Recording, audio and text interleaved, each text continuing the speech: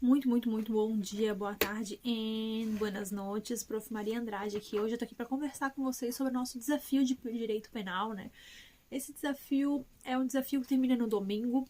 Todos os nossos simulados são feitos aos domingos para que vocês simulem ao máximo possível, né? O máximo de vezes possível o dia da prova. Para quê? Para evitar a ansiedade, para vocês se sentirem mais preparados. Quando a gente simula, a gente tem que pensar: que roupa que vai usar naquele dia, que comida que vai levar, tem que ser uma roupa confortável, como que a gente vai até o local de prova.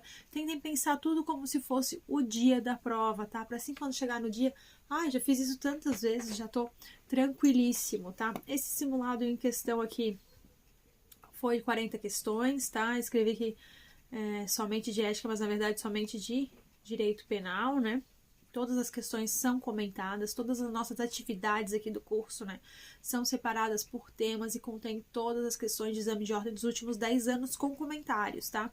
Quem responde o simulado no próprio domingo ou na segunda-feira recebe um feedback individualizado meu, com orientações do que devem estudar, do que não deve, onde vai encontrar esse conteúdo, se eu vou colocar no grupo de mentoria ali do WhatsApp, se tem que buscar em algum passo, né, algum módulo lá do nosso curso, que tem 85 módulos. Assim por diante. Quem faz nos outros dias tem acesso ali aos comentários das questões, mas não tem o feedback personalizado e não entra no nosso ranking, tá? A repetição traz a perfeição. Então, muitas das pessoas que fizeram o simulado, que já fizeram todas as atividades do curso ali, de direito penal, viram muitas questões repetidas, porque são questões de exame de ordem anteriores, tá? E assim, não garante ninguém de acertar, não é porque você já fez a questão que você vai acertar. Tanto que teve muita gente que fez e errou de novo, tá? Então tem que fazer com mais atenção e tem que fazer várias vezes para entender bem como a banca funciona, tá? Tivemos 37 respostas nesse simulado. Quem tá aqui desde o começo da preparação para o 41º exame de ordem, que foi no dia seguinte em que houve o 40º exame, teve o exame 40. Nesse domingo, na segunda-feira, a gente já começou a se preparar para o 41. Quem está desde lá viu como diminuiu o número de pessoas que fazem os simulados, tá? Antes a nossa média de pessoas fazendo os simulados eram 140, né? 130, 150 pessoas, agora foram 37. Então veja, se todas essas pessoas estão inscritas no exame de ordem. E depois elas vão aparecer lá na estatística de que foram reprovadas, provavelmente. Então veja a quantidade de gente que para de se preparar, que perde a empolgação e depois vocês medem por essa régua o desempenho de vocês. Então, não se comparem e não meçam pela régua dos outros, tá? A média de resposta foi de 19 pontos, ou seja, a maior parte, pela média não teriam sido todos aprovados, tá? Algo que a gente tem que trabalhar. Porém, eu fiquei muito orgulhosa porque tem muita gente aqui dedicada, tá? Tô orgulhosa que estão aí, estão tentando, estão participando, o que é muito importante. E tem que fazer o simulado de forma honesta, tá? Sem consulta, que é para poder direcionar bem vocês. Porque se rouba no simulado, não vai receber um conteúdo bem direcionado, certo? Então, tem que fazer assim, certinho. O nosso pódio, né? No primeiro lugar do nosso pódio é a Niele, que é a Dorelai Bebê. O e-mail dela, 40. Ela é a pessoa que mais tem feito atividades. Ela faz praticamente, assim, desde que eu vejo, todas as atividades que eu vou olhar, ela fez. Todas que eu vou olhar, ela fez. E ela tá sempre no pódio. Aí tem alunos aí que, eu assisti todas as videoaulas, eu leio todos os PDFs. Mas se você não faz atividade, tá aqui, a prova tá aqui no ranking, tá? Se não faz atividade, não vai acertar na hora da questão. É mais difícil, tá? É muito mais difícil. Porque vamos dar um exemplo que eu dou ali do jogador de futebol. Se você for apostar num jogador de futebol, um prêmio assim, ó. Você tem 10 mil reais para apostar no jogador de futebol. Você tem 2 para escolher. Você tem um que assistiu 3.000 horas de jogos de futebol e você tem o outro que treinou efetivamente em campo 1.000 horas. Em qual você vai apostar os seus 10 mil reais? No que ficou assistindo o jogo ou no que treinou de fato em campo, por mais que sejam por menos horas, mas de forma mais efetiva? Você vai apostar no que jogou em campo. Então jogue no campo, venha pro campo de batalha e vamos jogar, tá? Em segundo lugar, aí estreando no nosso pódio, temos o Fernando. Parabéns, Fernando apareceu. O Fernando já entrou no curso faz tempo e agora tá aí aparecendo já no nosso ranking. Parabéns, Fernando, tá? E em terceiro lugar, é Thaís F. Oliveira com 16 questões. Parabéns também, Thaís, por estar aqui no nosso pódio. É sempre muito bom ver vocês aqui no nosso pódio. Os temas que os alunos mais erraram foi unânime. Tá? Foi unânime o tema que os alunos mais erraram. Não foi totalmente unânime, né? Claro, mas acho que quase todos receberam feedback com as mesmas orientações, tá? Modalidades das penas restritivas de direito, penas privativas de liberdade, progressão de regime penitenciário, legislação especial na lei de tóxicos, tá?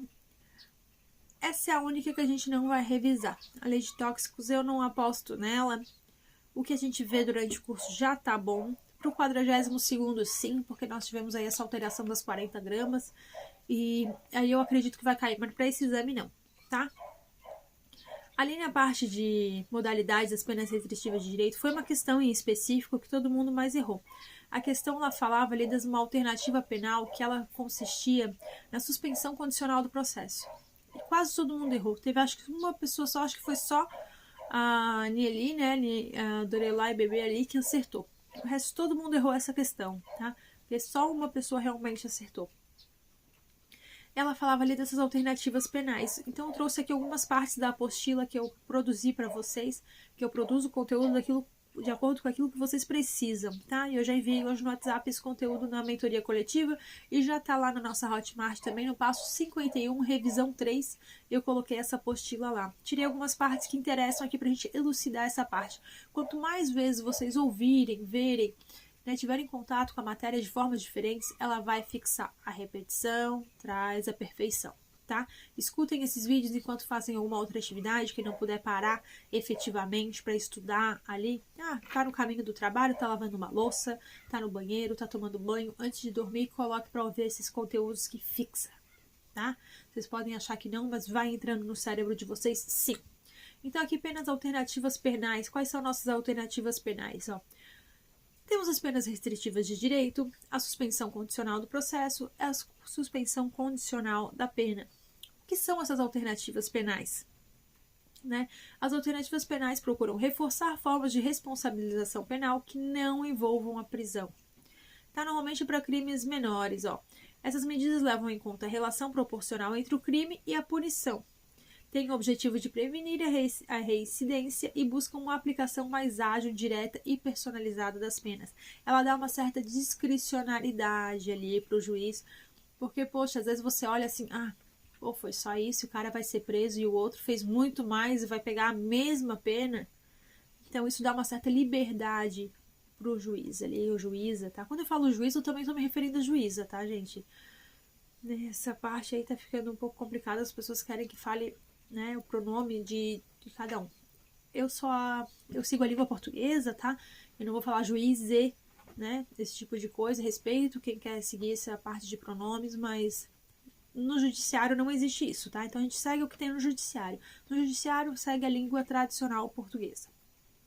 O que é então a suspensão condicional do processo? A resposta lá da questão, que eu deveria ter colocado aqui, acabei não colocando, vou trazer essa semana para vocês, falava da condição dessa suspensão do processo. E a maior parte das pessoas respondeu lá na questão que seria uma progressão acelerada, assim, da pena.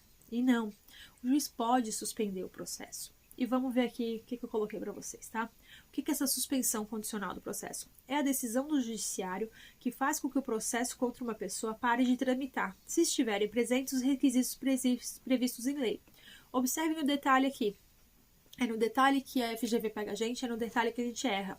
É a decisão do judiciário, não é a sentença. Tá? Não é transitado de julgado, é uma decisão, está ali no meio do processo, ou seja, o processo não está findo, ele foi suspenso, é uma decisão, não é uma sentença. Se na questão vier lá escrito que a sentença suspendeu condicionalmente o processo, blá blá blá, não é sentença, é decisão, porque esse processo pode voltar a tramitar, como a gente vai ver aqui, tá? A pedido do Ministério Público, do juiz ou da juíza, podem suspender o processo pelo período de 2 a 4 anos. Então, existe um teto, um limite, até 4 anos. Pode suspender condicionalmente o processo por 5 anos? Não. O máximo é 4 anos, tá? Desde que o crime praticado tenha uma pena menor de 1 ano, como é o caso de crime de falsidade ideológica, por exemplo, tá? A pessoa só poderá ter o seu direito suspenso se não estiver respondendo ou tiver sido condenado por outro crime. Ou seja, é só aquilo ali, menos de 1 ano, tá, vamos suspender o processo, vamos te dar uma pena alternativa aqui. E se você fizer tudo direitinho, Aí vem a consequência, tá? Depois de passado o tempo de suspensão do processo, caso todas as condições tenham sido cumpridas, o crime não poderá ser punido e a pessoa acusada fica sem registro criminal por esse evento. Se as condições forem descumpridas, o processo volta a correr normalmente. Cumpriu o que o juiz mandou ali? Deu tudo certo? Então, aí vai sim. O processo deixa de existir, você não fica fichado aí, né? Não fica nos seus antecedentes criminais, isso, e fica tudo resolvido, certo? O processo fica suspenso até que você cumpra ali o que foi acordado entre você e o juiz. Não cumpriu, o processo volta a tramitar, aí sim vai ter uma sentença, e aí sim você vai ter os antecedentes criminais, vai estar lá escrito esse ocorrido, tá bem? E você passa a ser reincidente. Se na questão vier lá, o réu teve ali uma suspensão condicional do processo, cumpriu com os requisitos e tal, o processo foi extinto, anos depois ele cometeu um outro crime e como era reincidente, não era reincidente, porque se ele cumpriu o que foi acordado com o juiz, não fica registro. Então, peguem esse detalhe, tá? Eu tô com a política aqui de trazer vídeos curtos para vocês, para que vocês escutem durante o dia e nesse nosso modo turbo, tá? Então, eu vou trazer esse mesmo conteúdo de uma outra forma. Hoje eu já trouxe no PDF para vocês. Eu vou ler a apostila para quem não pode parar para ler, não consegue parar para ler, né? Pessoas que têm dificuldade, enfim, ou não tem tempo mesmo, né? E só conseguem ouvir o conteúdo se locomovendo de um local para o outro. Eu vou gravar aqui para vocês e já envio, tá? Quem quiser se inscrever no nosso curso, ele tá com uma promoção bizarra. 8 meses de acesso por R$ 49,90 só. Um pagamento só e você ainda pode parcelar em até 7 vezes sem juros, tá? Então, assim, ó, aqui não tem desculpa para não estudar, para não ser aprovado, beleza? Tudo que vocês precisam eu faço, inclusive um valor absurdo desses. Então, venha com a gente e vamos seguindo o nosso modo turbo, que agora, ó, tem que se agilizar. Beijão da Prof. Até logo.